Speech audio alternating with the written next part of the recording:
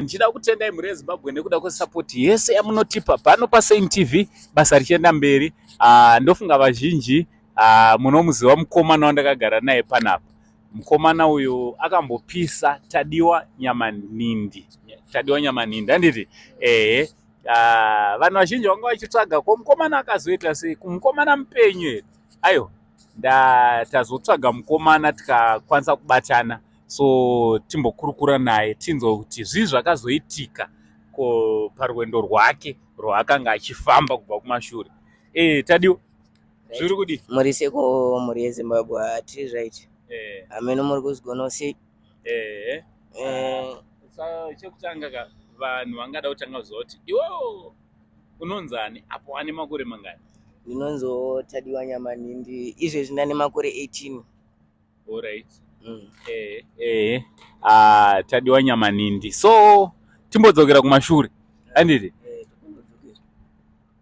Chii chakazoitika paya wakapedzera tapedzera kuonana ubva wangonyangarika ndinozombokuona for some years.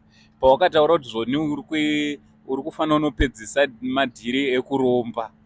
Paya waitaura chokwadi here zvekuromba paya? Pepe ndetotaura chokwadi, ndetokudze chokwadi zvinhu zviri kuitika muupenyu hwangu vanhu vanga. Ndakazongosheka hangu nenayo kuti ndine pandakambobuda pandakaenda kuSA uko. After taita interview bye. After taita interview pandakashayika. Nandaenda kuSA ndokwanga ndarovera. Alright. Nenayo kuti nandaona kuti muno muZimbabwe nandakutrenda pasocial media zoti nandakusatogona notofamba mastreet mama kutonetsa kufamba. Vanhu vangu vakutondida uitonge ameno. Saka ndo pandakazoenda kuSouth Africa, but izvezvi ndadzoka manje.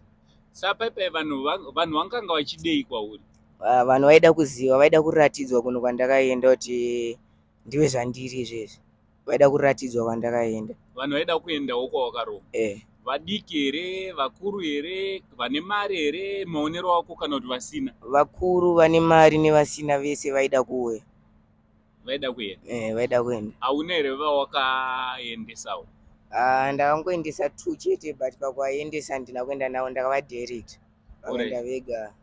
Saka 2 vachona ozvinezvi wakambovaona here upenyu hwavo huri sei? Ndotogara ndichitotamba navo, ndogara ndinavo. Ndo vakatononditora kubhodha apa ndakadzoka. Vakandichungura kubhodha. Sei? Vanondichungura, ndakavafonera kuti ndakudzoka. Obva vakusangana nevo? Sei? Vakauya nemabhazi kana nemo? Vakauya nemota. Handivi vato vamwe vangu vatongofanawo neni pandilevhura nditori izvezvi ndo levhura vatoriwo zvototi kana kune vanoda. Aiwa, hatina kuuya kuzokurudzira vanhu kuti vaendewo kunoromba. Handiti? Aiwa. So Tadiwa, chitsanangurire kuti pawakaenda kuSouth Africa chii chakaitika? Because pandakapedzera kutaura newe paya wanga usisina mari. Chii chakaitika? Wakazowana kupi mari yebhazi ende wakafamba sei? Pandakaenda kuSouth Africa ndakakwira paroadboat ipapa. Naningone mari shoma ndakashandisa kuenda kuSouth Africa. But ndatosvika kuSouth Africa paroadboat pane munhu anga ndinaye mubhazi. Munhu angangori mubhazi but anga asina inini, angari mubhazi. But patakadzoka bhazi akauya kwandiri. Ndobva taura neni munhu anonzi Swati ndiani, anondiudza kuti ndiani. Akataura neni akatondiudza zvese zvikuitika paupenyu hwangu. But muri papi chimbomira kubata foni Tadiwa chimbomira. Ndoda kuti vanhu vanatsonzwisisa. Vakauya vakauya maiva mese mubhazi muri mapassenger muchienda mese South Africa? Tandiri mapassenger. Ubva auya ubva tichi? Ndo akauya patakadzoka bus stop kamuJohannesburg, patakadzoka paroadboat. Ndo paakauya moment yandada notora bhegi rangu kubhoti mamune 2 mabhegi akafanana eblack. Akanotora bhegi rangu kandobva anditambidza achinditi ndo bhegi rake, avatora rake anga akafanana mabhegi edu. Munhu iye ndobva atoenda. Ini pandakasara ndikuvhura ndichitotesa bhegi rangu ndakashamisika, ndakaona mune 150 rands. Alright. 150,000 rands. Iwe yandakaona iri mbeki, ndakashayizwa kuti chii chaitika apa. Bhegi rangu inini nandarirongedza rine hembe dzekuchinja ikoko risina mari, but ndakazotambidzwa bhegi nemari. Ndakashayizwa kuti chii mari iyona nhasi nchiri kuishandisa isati yapera, nchiti nayo 150,000 150,000 rands. haina kupera here because kubva pepe nguva yareba kapa wakaenda nguva yarebayo but haisi kupera mari yachona nototi bhegi iroro ndichitongori naro tongori kumba kwangu ndongonotora mari mbegi ndichidzoka nditoshandisa zvandoda ndichinotora mari mbegi ndidzoka ndishandisa. sauri kuti apa hatisunzisa saka pauri kugara kupo zvine muharare kana kuti apa ndiri kugara muno muharare kuna benzo ndokwandiri kugara. Unogara nani? Apa ndiri kugara hangu ndega. Wega? Wakawana sei paunogara? Iflati kana kuti irumu? Iflati. Wakawana sei flati? Because ndoiziva kuti havangambokupe iwewe ukasvika uchitsvaga flati waungamboriwana. Connection yandakaita nekuti vamwe vangu vanga ndinavo vakaenda kunoita mari pandakava director vanhu vakuru zvekuti ndowana angoshandisa link ravo kuti ndiwane flat ndokuti ndiwane room paflat rinonzi megawatt flat riri kuna benzo ndomandiri zvamamanje. Alright. Hey, saka hauutyi here?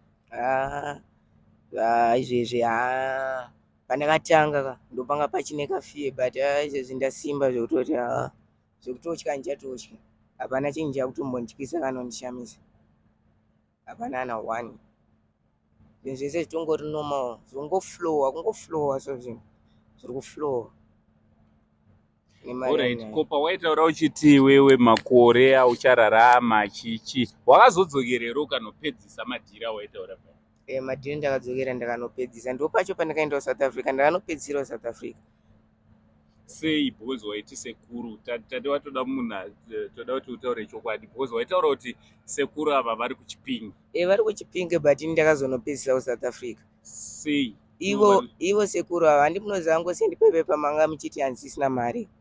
Nandisisina mari zvishwa nekuti sekuru ava vakandibatsira but vanga vakusada kuramba vachindibatsira nenoti ndapa social media ndakutrenda vanga vakutya but ndakazoenda kuSouth Africa ndakanatsoenda kune mumwe mukadzi so kuSouth Africa kuSoweto Shawale unonzi kuSoweto Shawale kwandakaenda kune mumwe mukadzi akanondibatsira ikoko mushure mekunge ndapiwa bhegi remari randikutaura but ndakazonobatsira. Wakazviziva sei because iwewe une munhu wawaiva naye here kuSouth Africa kwawaenda? Nandisina munhu nandiriwani. Saka wakazviziva sei zvekuSoweto mafambiro esawaita? Kufamba hangu sendi ndakaona on social media gogo ndo pandakatora namba dzavo ndakataura navo vakatonditi uye ndokwanisa kuubatsira ndakwanisa kusvika panzvimbo pangu vari tatobatsirana. Alright. Zvototi zvaizvezve I'm back on the game now ndirimo. Saka apa besides izvi zvako zvauri kutaura izvi une rimwe here business rauita kana basa rauri kuita paungati apa ndo pane ndiri kana kuti uri ngorarama nezvozvo? So far handinango business ndiri kumbosanoita izvozvozvo.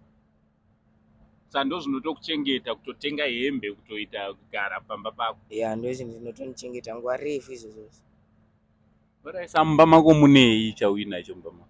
Toda kuzombokuuya munofanira kuuya munovisit any day any time free nendiripa muno property yangu sendi ndinenge ngori mumba property inofanira kunge iri mumba ndo irimo. Alright. Inofanira kunge iri mumba ndo inenge irimo. Saka une here zvimwe zvinhu zvaunomboona kana kuti zvaunotya kana kuti and that time we understand kuti une vamwe vafanira vaiti waichengeta ozvine zvauna vamwe vauri kubatsira here?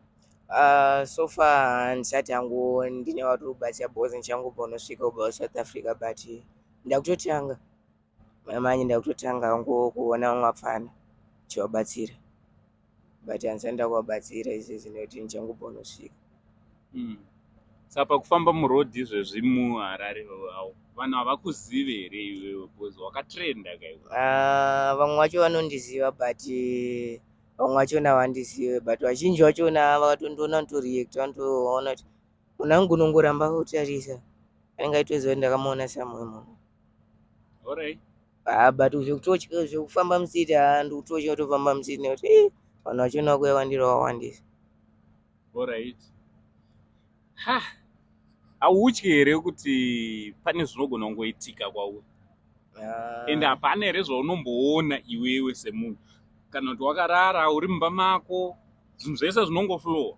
Zvinhu zvese zvinoflowa but pane zvimwe zvinenge zvichiitika zvandokwanisa kuona inini ndega but ndokwanisa kuzonatsotsangura but zviripo zvinhu zvinenge zvichiitika zvongoda kungosimba chete ngosimba ndo zvinofanira kuitika ufanira kushinga kana kuti ungozvipira wazvipira but ndikutaura kuti inini zvinhu zvangu zvikuflowa zvikuendeka zvikunakidza ndikunakidzwa nelife ndikuenjoya iri yangu sei ndinonzi best move randakaita palife yangu ndakaita best move sadarozvo saka hazvina ropa here mukati zvamai manje no blood involved kunze kwerako iwe kunze kwerako saka iwe hautyi kufa here kungomuka wakaoma handityangu kufa nekuti kufa kungoriko handityangu kufa handityi nekuti kufa tagara tichangofa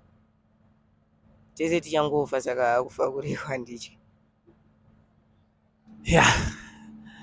ndofunga muri kungozvinzwira mukomana ndinaye chikomana chekuromba gore rieria 2-3 years back anditi tadiwa nyamanindi mupanhao yakabva nekumakomoyo uyu wandinaye panapa ndofunga muri ngoenzwa stori yachona vanhu vazhinji vaitsvaga kuti akazoendepi mukomana mupenyu here aiwa takazogona kubatana naye pafacebook tikakonektana naye ozvinoizvi tinaye amen munotiwo kudini nyaya dziri panapa nyaya dziri kutaurwa natadiwa idzi rikatimbozorora ndakutohwa muviri wangu kumerera nenyaya dziri kutaura mukomana idzi ndakutonzwa muviri wangu kumerera ngatisanganei paepisode inotera right ndichida kutendai zvakare nekuramba muinesu kwamuri kuita muinesu thank you very much tichida kutenda zvakare vasawira vedu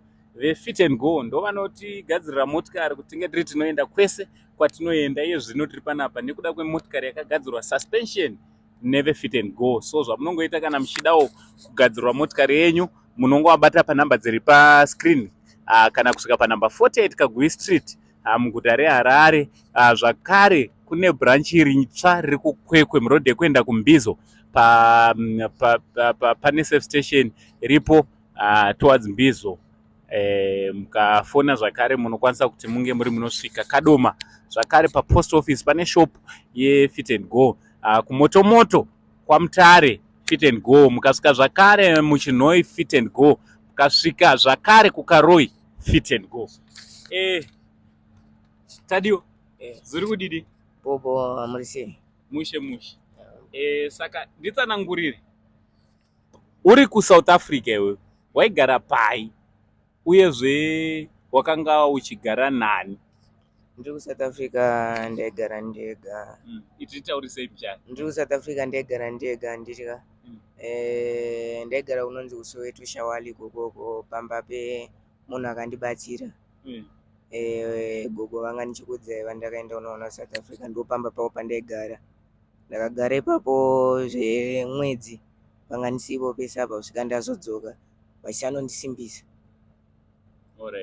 vaindisimbisa ndichigara ipapo gogo ava vaing'anga muprofita chii gogo ava vaing'anga vavasi muprofita ing'anga cheche verudzi rwupi kuSouth Africa ndisingazoziva kuti rudzi vaitaura language vaisava chizulu chevaitaura vaitaura chizulu alright iwe wanga usingatyi here uye wanga usingatyi kuraiwa here nyaya dzekuSouth Africa tongodzinzwa kuti kwakaoma ndesatya hangu kuraiwa nekuti pamba panga ndaenda pano pekuti munhu wachona aitoda kutondibatsirawo zvezviwa gugu wachona vaida kundibatsira zvisingaiti saka ndaisatya zvangu zvakanyanya plus hapana kwandaifamba nchienda ndaivepo ndiri pamba bhozi ndaida kunatsosimbisa zvinhu zvangu samakore ese waingogara pamba ndaigara ipapo mari ichingoramba iri mumubhegi mari yairamba iri mumubhegi ndaisatoishandisa pandaigara papo vanga vakatonditosaishandisa